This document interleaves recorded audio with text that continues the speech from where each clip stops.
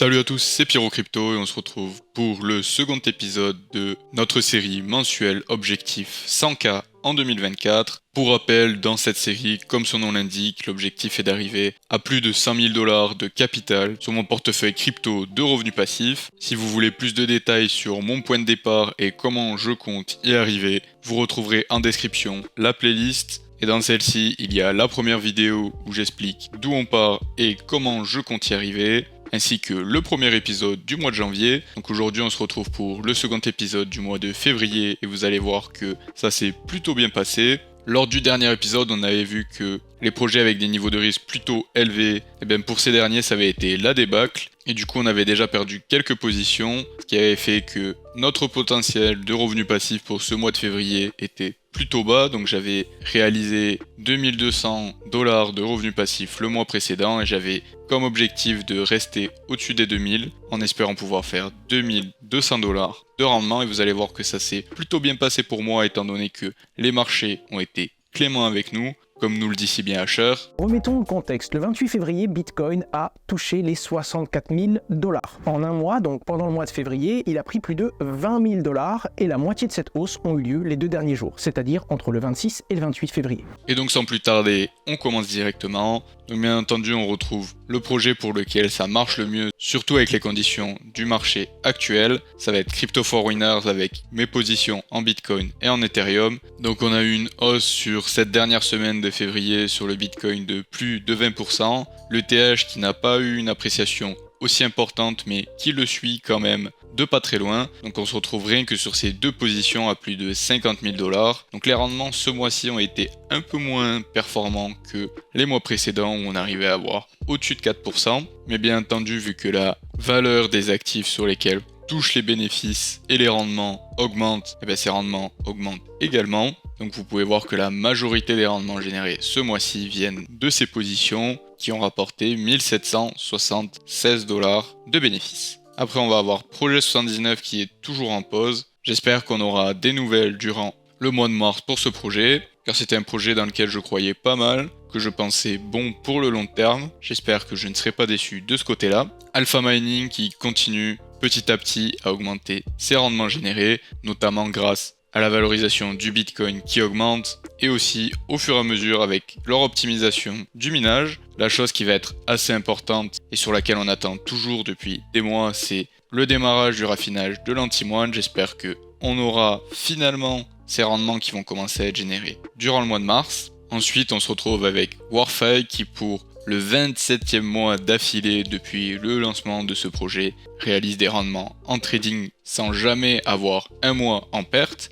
Et donc les rendements générés ce mois-ci, donc ça c'est les rendements générés et reçus par les investisseurs, donc que j'ai reçus sur ma position, après les 20% de commission que garde le projet, ça équivaut ce mois-ci à 5,24% de rendement, ce qui est donc très intéressant pour quelque chose de tout à fait passif. Je continue à appliquer ma stratégie de 50% de retrait des bénéfices et 50% de réinvestissement, et vous pouvez voir que en appliquant cette stratégie, j'ai déjà pu retirer 63 $ de bénéfices, donc directement dans ma poche, et ce mois-ci, on a enfin pu réussir à retourner sur la valeur actuelle de ma position qui est équivalente à l'investissement initial que j'avais fait dans le projet, car pour rappel, il y a 15% de taxes de dépôt pour ouvrir la position, le mine du NFT, les frais de transfert, etc. Aussi tout simplement pour que le projet puisse fonctionner. Ensuite, on a Voltec qui a recommencé à payer ce mois-ci, mais bon, des rendements toujours très bas, donc rien de notable, on est sur du 0,57% de rendement ce mois-ci. Upfront qui continue tranquillement, 5% de rendement ce mois-ci qui ont été réinvestis directement. Et enfin, le farm de liquidité ce mois-ci qui a très bien marché pour moi. Donc comme vous pouvez le voir, par rapport au mois dernier, il y a plus de 1000 $ d'appréciation sur la valeur actuelle et ces 1000 $ ne viennent pas entièrement de rendements générés grâce aux frais de ces positions en liquidité concentrée. Les frais et les rendements que j'ai pu générer sont environ de 678 $, qui équivaut à 11% de la valeur actuelle. Et il y a également eu de l'appréciation des actifs qui sont détenus dans les pairs, bien entendu, avec la montée en valorisation des différentes crypto-monnaies qui les composent. Je suis quand même très content, car la meilleure performance de tout mon portefeuille, c'est bien mes positions en liquidité concentrée, et c'est le but. C'est le but de continuer à générer des bénéfices sur ces positions, à continuer d'augmenter le total de mes positions et à optimiser ma stratégie afin de continuer à générer des rendements. Et si j'arrive à continuer sur cette lancée, ça pourrait être une augmentation exponentielle de la valeur de ces positions et de gros bénéfices sur cette activité de farm de liquidité concentrée. Donc pour l'instant, j'en suis très satisfait. J'ai pris quelques positions un peu plus risquées durant ce mois de février qui ont bien marché pour moi pour certaines et d'autres qui ont moins bien marché. Donc il faut que j'arrive à bien juger et bien moduler ces différents niveaux de risque afin de ne pas encaisser des pertes trop importantes et totalement effacer les rendements et les bénéfices que j'ai pu générer par le passé. Car j'ai eu quand même quelques positions avec quelques pertes importantes. J'ai notamment fermé une position avec plus de 400 $ de pertes, ce qui est assez important pour la valeur totale du portefeuille, mais j'ai pu me rattraper sur d'autres positions qui ont très bien performé durant ce mois de février. Si c'est quelque chose qui vous intéresse, je pourrais vous faire une vidéo dédiée sur les différentes positions que j'ai ouvertes en liquidité concentrée. Comme vous avez vu en ce moment, je vous propose des vidéos où je vous présente différentes plateformes et outils afin de profiter d'opportunités dans le farm de liquidité concentrée. Si vous voulez plus de détails sur directement les positions que j'utilise pour générer ces 11% de rendement par mois que j'ai pu générer en février, et quelle est ma répartition entre des positions avec des risques plus modérés et de la gestion plus passive et des positions avec des niveaux de risque un peu plus agressifs et plus de gestion de façon quotidienne, n'hésitez pas à me le dire, je vous présenterai ça avec plaisir. Et enfin mes deux positions que j'avais sur des niveaux de risque plus élevés, donc d'une part on a Golden AI qui a été en pause durant tout le mois de février mais qui a été relancé hier, donc le 1er mars, et d'autre part on a Monstro Degen qui a été lancé en version 1.5, donc la phase 1.5, comme vous pouvez voir les rendements sont beaucoup moins élevés car c'était quelque chose de beaucoup plus modéré, mais on va bientôt passer à la phase 2 de toute façon, et la phase 2 qui devrait nous payer au fur et à mesure la valeur qu'on a réussi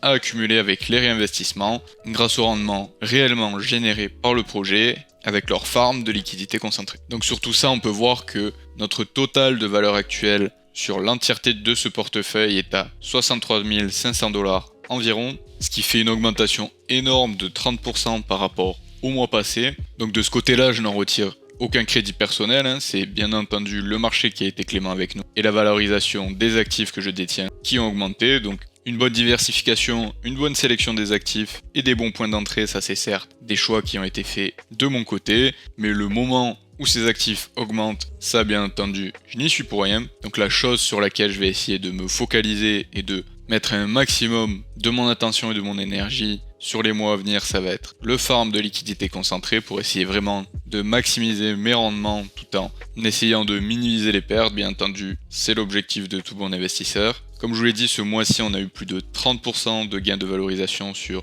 la valeur totale du portefeuille. Et grâce à ça, on a réussi à générer 2573 $ sur le mois, ce qui équivaut à 4% de rendement sur la valeur du portefeuille global. Donc si on regarde un peu les indicateurs au niveau de la diversification, on est toujours sur une grande majorité, comme on a pu voir plus tôt, de rendement généré par mes positions en Bitcoin et en Ethereum. Ça n'est pas forcément dû à leur performance en soi, car on peut voir que leurs performances sont très modestes. On est sur du 3,5% sur le mois de février, mais en revanche c'est dû au capital qui est affecté à ces positions, car bien entendu l'Ethereum et le Bitcoin sont des actifs dans lesquels j'ai confiance, ainsi que la plateforme Crypto for Winners dans laquelle j'ai confiance. Également, d'ailleurs, on a eu leur roadmap pour l'année 2024 et un de leurs objectifs principaux, c'est d'obtenir la certification sur la réglementation MiCA, donc la nouvelle réglementation crypto en Europe. Et ça, c'est un très très bon point de voir des plateformes de gestion de fonds qui mettent de l'importance sur la réglementation. Moi, en tout cas,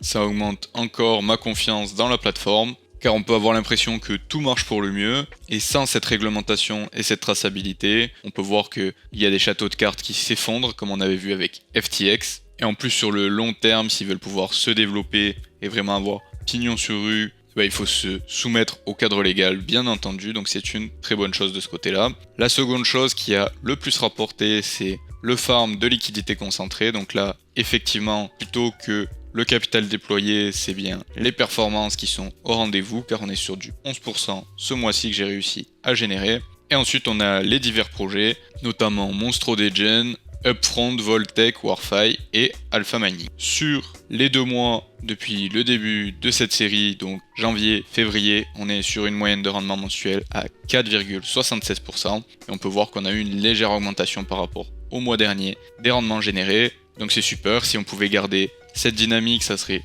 génial. Après, ça m'étonnerait qu'on ait encore une fois une augmentation de 30% de la valorisation de mon portefeuille durant le mois de mars. Il est même possible qu'on ait une correction et donc que la valeur du portefeuille redescende. Donc ce qu'il va falloir faire, c'est s'atteler à générer plus de rendement avec le farm de liquidité. Donc c'est ce que je vais essayer de faire durant ce mois de mars. Ça va être mon gros focus, étant donné que de toute façon, tous les autres projets, toutes les autres positions sont réellement des revenus passifs sur lesquels je n'ai pas d'action. Le seul investissement où j'ai de la gestion active, c'est bien le farm de liquidité concentré. Donc je vais déployer mon énergie là-dessus. Donc voilà, c'est tout pour ce deuxième épisode de l'objectif 100K en 2024. Si vous avez des questions, des avis ou même des suggestions de projets sur lesquels je devrais me renseigner selon vous, n'hésitez pas à me le dire en commentaire. Si vous avez apprécié cette vidéo, bien entendu, laissez-y un petit pouce bleu, ça m'aide beaucoup. Si vous appréciez cette série, n'oubliez pas de vous abonner pour ne pas rater les prochains épisodes ainsi que toutes les nouvelles vidéos qui sortent chaque semaine.